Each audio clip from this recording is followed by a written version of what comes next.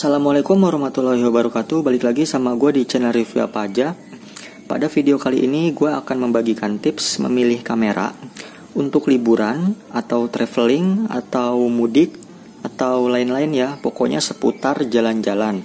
Karena ini momennya masih momen-momen lebaran dan sebentar lagi lebaran Idul Adha. Mungkin dari kalian ada yang pengen liburan lagi gitu kan. Nah, langsung aja ya untuk tips yang pertama. Itu kalian harus tahu dulu kamera tersebut akan dipakai untuk apa. Nah, sebagian besar orang pasti langsung bisa menjawab ya dipakai untuk foto lah, apalagi gitu kan. Tapi di sini gue akan sebutkan kegunaan lain kamera yang akan kalian bawa itu. Nah, selain untuk foto, kamera kalian juga bisa digunakan untuk video atau bahkan bisa digunakan untuk menghasilkan uang atau bekerja ya. Contohnya bikin konten dan untuk dicetak lalu dijual hasil fotonya. Sekarang kan udah banyak ya yang jual hasil foto, nggak cuma dicetak tapi bisa juga lewat digital atau dijual lewat internet. Kayak gitu ya. Kemudian dari jawaban yang dipakai untuk foto tadi kan rata-rata orang jawabnya dipakai untuk apa, untuk foto gitu kan. Itu akan timbul lagi pertanyaan lain, dipakai untuk foto apa. Nah, foto yang biasanya dipakai untuk liburan atau pada saat liburan itu biasanya foto keluarga dan teman-teman ya kan. Kemudian foto pemandangan, kemudian foto pemandangan tapi yang jauh-jauh gitu. Kayak misalkan kita di atas gunung kemudian ingin memoto atau ingin memotret kaki gunung atau mungkin pemandangan yang ada di bawah gunung tersebut kayak gitu. Kemudian foto dalam air, kemudian foto tentang untuk kenang-kenangan aja kayak gitu kan. Nah, di sini gue akan sebutkan lagi kamera-kamera yang cocok untuk foto-foto yang tadi udah gue sebutkan. Contohnya foto untuk keluarga dan teman-teman itu bisa menggunakan kamera HP atau kamera smartphone ya. Sekarang udah canggih-canggih. Kemudian kamera compact. Compact itu kameranya seperti ini contohnya. Jadi ini bisa disebut prosumer, bisa disebut compact, bisa disebut juga kamera pocket. Karena bentuknya ini kecil, simple, dan ringkas gitu kan. Kemudian fleksibel juga. Nah, kemudian bisa juga menggunakan kamera DSLR seperti ini yang bentuknya agak lumayan besar ya. DSLR atau mirrorless. Kalau mirrorless itu lebih besar dari compact sedikit tapi lebih kecil ukurannya dibandingkan dengan DSLR. Nah, kemudian untuk foto pemandangan itu bisa juga menggunakan kamera-kamera yang tadi, kamera handphone, compact, kemudian DSLR. Nah, untuk foto jarak jauh itu yang tadi gue sebutkan contohnya pemandangan tapi dari atas gunung atau kita ingin memotret benda-benda yang nggak kejangkau lah ya, nggak kejangkau untuk kita potret dari dekat. Itu bisa menggunakan kamera prosumer. Prosumer itu jenisnya banyak ya. Ada yang dari jenis prosumer besar seperti ini, ada juga prosumer yang bentuknya minimalis seperti ini. Ini tadi gue sebutkan juga bisa masuk ke kategori prosumer. Tapi bisa juga masuk ke kategori compact. Nah, di video-video gue yang sebelumnya bisa kalian lihat contoh-contoh kamera prosumer seperti apa kayak gitu. Nah, keunggulan dari prosumer itu untuk foto yang jauh, dia bisa melakukan zoom sangat jauh tergantung dari lensanya. Misalkan seperti ini gue akan nyalain dulu ya.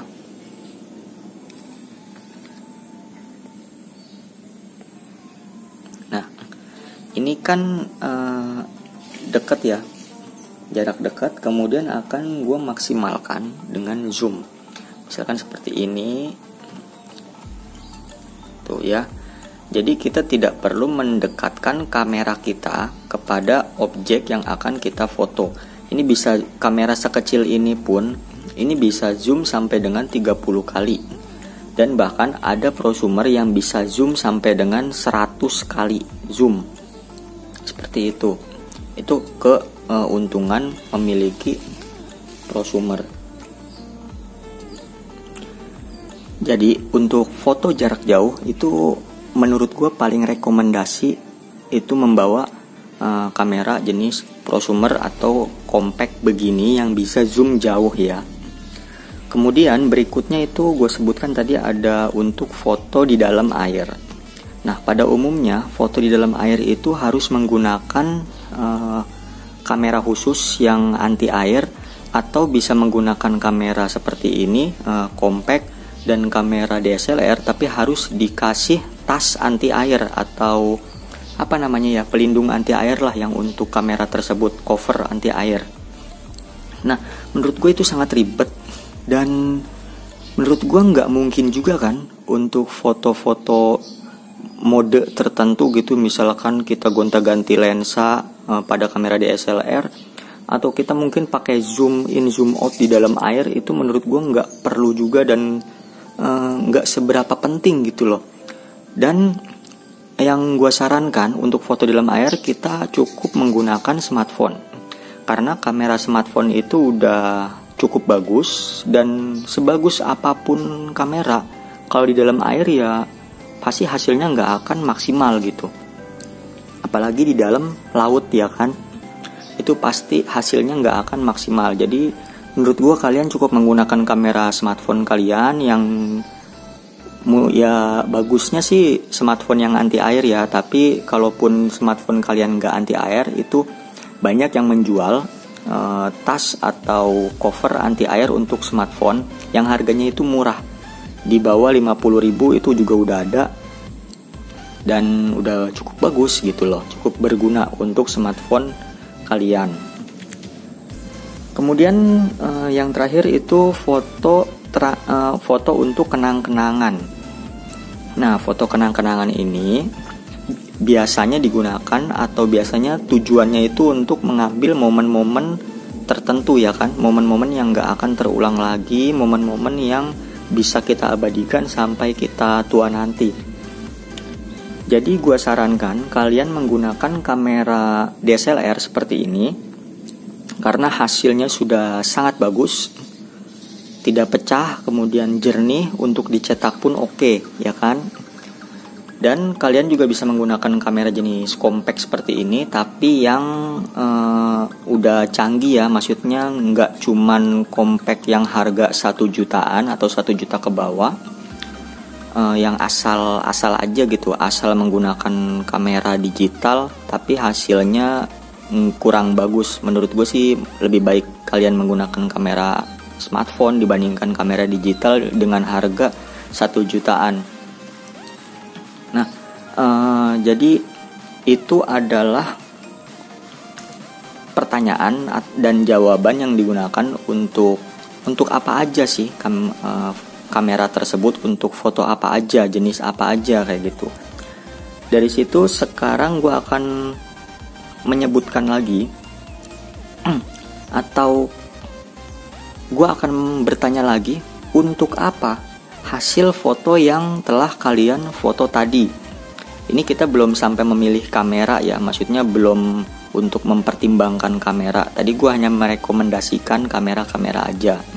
Nanti gue akan persempit lagi menjadi pertimbangan yang lebih matang lagi. Nah, kalau tadi foto kalian itu untuk foto apa, kemudian sekarang hasil fotonya itu mau diapakan. Contohnya seperti hasil foto yang tadi kalian mau upload ke sosmed, atau kalian mau jadikan konten untuk dijual. Nah, kalau cuman mau diupload atau dijadikan konten, menurut gue yang gue rekomendasiin sih cukup menggunakan kamera handphone ya. Karena kamera handphone sekarang atau kamera smartphone sekarang udah canggih-canggih, udah cepet banget ya kan. Hasil fotonya juga langsung bisa kita lihat, nggak usah pakai ribet, nggak usah pakai dipindah-pindahin atau ditransfer menggunakan wifi atau apapun itu. Kalian cukup jepret foto, kemudian kalian bisa langsung upload. Itu menurut gue paling rekomendasi jika kalian hanya menggunakan atau hanya ingin hasil foto kalian itu di-upload. Jadi nggak perlu bawa kamera DSLR yang sebesar ini atau menggunakan kamera pocket seperti ini. Jika kalian nggak punya, ya kan, kalian cukup menggunakan handphone kalian. Kemudian kalian bisa menggunakan untuk foto atau untuk konten. Nah, kemudian pertanyaan selanjutnya, hasil fotonya itu mau diapakan?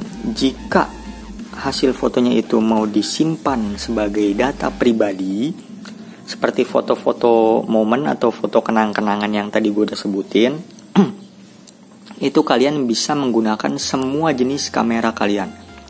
Mau dari kamera handphone, kemudian mau pakai kamera DSLR juga bisa, kamera mirrorless bisa, kamera compact prosumer ini bisa. Karena tujuannya hanya untuk disimpan sebagai data pribadi ya, nggak untuk apa-apa lagi gitu, maksudnya untuk ya kenang-kenangan aja lah. Untuk data pribadi itu kalian bisa menggunakan ketiga jenis kamera tersebut. Tapi gue akan lebih menyarankan menggunakan DSLR karena hasilnya yang lebih bagus. Nah, kemudian jika hasil fotonya untuk dicetak ini bisa untuk dicetak, di print out ya, maksudnya ya, di print out atau mungkin untuk dipajang. Itu gue menyarankan kamera yang cocok yaitu DSLR seperti ini atau mirrorless atau juga compact, tapi compactnya yang udah bagus lah ya, yang seperti ini. Contohnya ini Panasonic Lumix TZ80.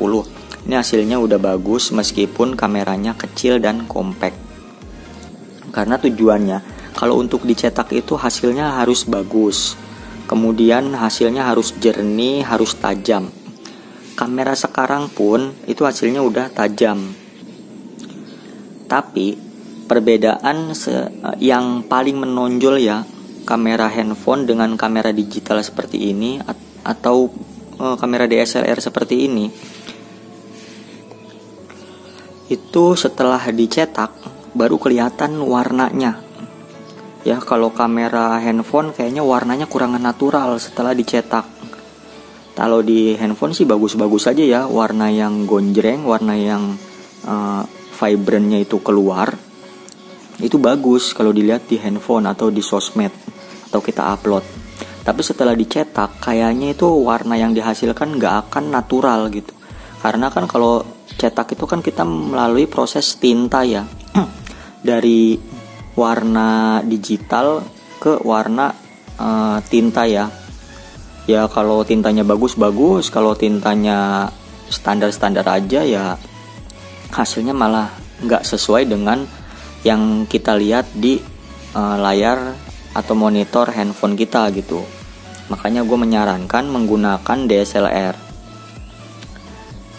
Karena DSLR ini selain warnanya natural juga dikit gitu. Maksudnya perbedaan antara kita lihat di layar kamera atau monitor kamera dengan di hasil cetak itu sangat dikit banget lah bedanya. Bahkan bisa lebih bagus di hasil cetak. Seperti itu.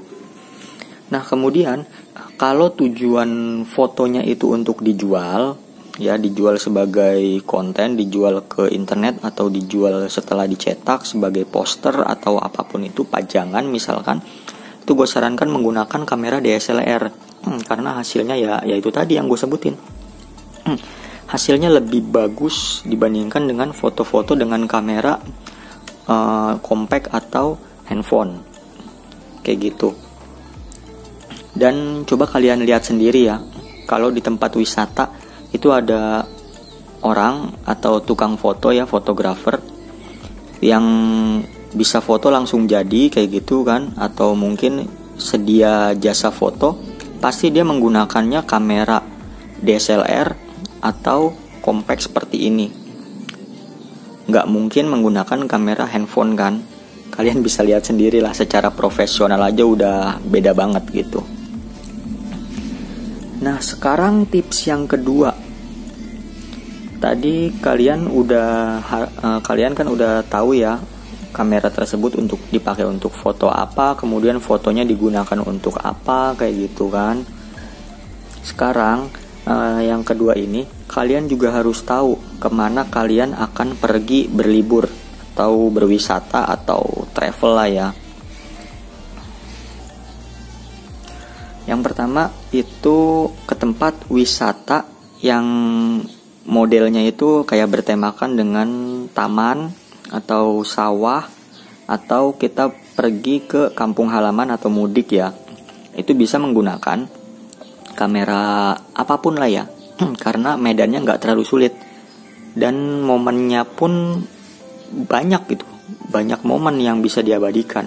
Kamera kalian bisa menggunakan handphone, DSLR ataupun compact.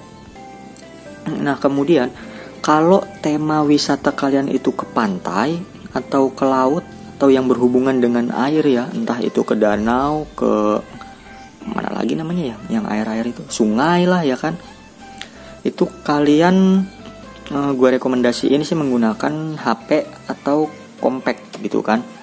HP tujuannya kalau misalkan kalian ingin nyebur ke air seperti tadi kan, ada butuh anti air, butuh cover anti air. Kemudian compact seperti ini kalau kalian mau ke pantai, jadi nggak ribet bawa-bawa DSLR yang berat, kemudian takut rusak juga kan, kayak gitu. Kalau compact kayak gini, kalian tinggal cukup masukin ke dalam kantong plastik atau plastik yang es mambo itu kan, yang besar.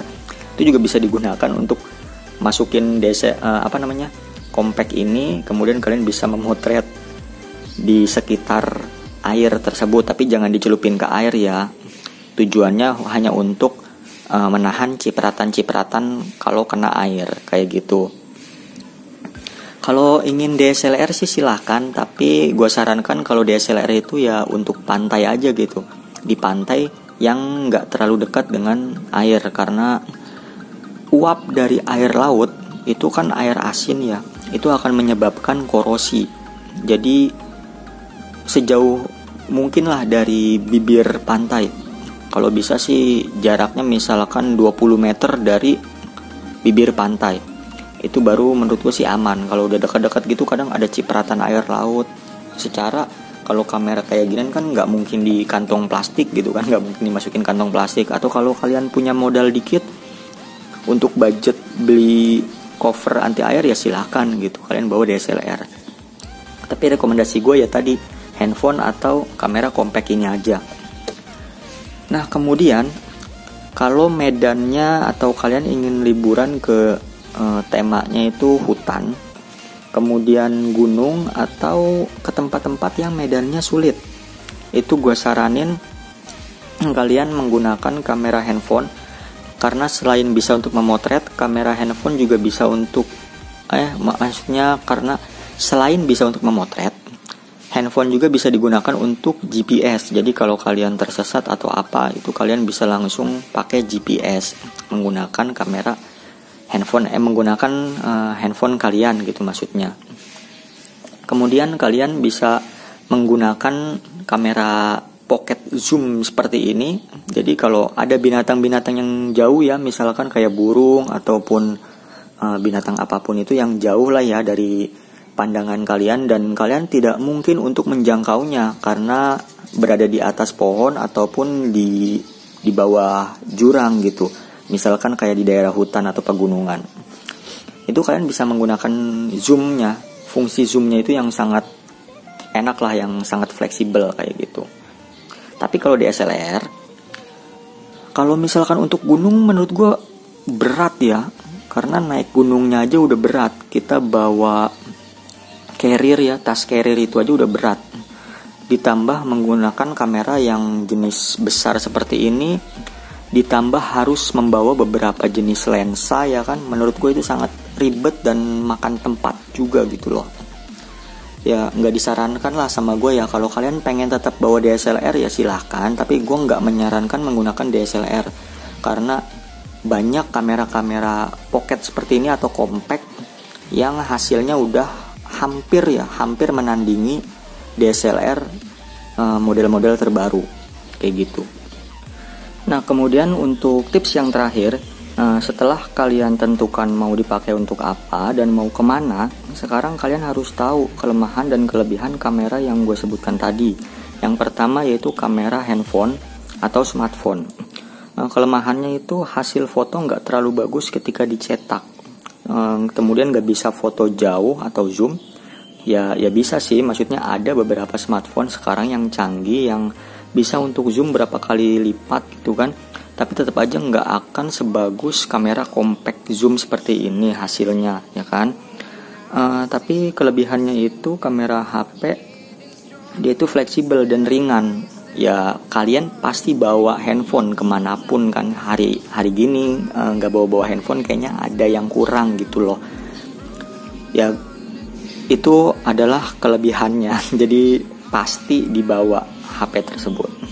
Nah kemudian untuk kamera pocket atau compact seperti ini yang bisa di zoom itu kelebihannya dia hasil fotonya itu cukup bagus untuk dicetak, kemudian bisa foto sangat jauh dan ini fleksibel ya, maksudnya untuk momen apapun itu bisa, untuk momen keluarga, untuk momen di air, untuk momen di gunung itu bisa semua ya. Tapi kelemahannya dia itu kurang fleksibel untuk upload sosmed dan share foto. Jadi kita harus transfer lewat wifi kalau yang ada wifi-nya. Kemudian kalau nggak ada kita harus bawa card reader untuk transfer dari kamera ke handphone, kemudian baru di-upload. Itu aja sih kelemahannya. Nah kemudian untuk jenis DSLR atau mirrorless ya seperti ini ya, bisa dilihat sendiri. Itu kelebihannya hasil foto sangat bagus untuk cetak dan untuk dijual sebagai konten ya. Bisa untuk foto apapun kalau kalian mempunyai banyak jenis lensa. Jadi kamera ini tuh bisa gonta-ganti lensa dari yang kecil sampai yang besar. Ya bisa lah untuk foto jenis foto apapun, khususnya foto-foto yang pengen hasilnya bagus kayak gitu kan. Kemudian kekurangannya yaitu kurang fleksibel untuk share dan upload. Kayak foto ini harus ditransfer dulu ke handphone baru diupload. Kemudian bobotnya juga cukup berat. Dan yang terakhir itu ribet banget ganti-ganti lensa. Karena lensanya ini kalau mau untuk foto apa dia harus ganti, untuk foto apa lagi harus ganti. Jadi kalian harus bawa banyak lensa ya, yang harganya pun ya cukup mahal lah, nggak murah-murah banget gitu.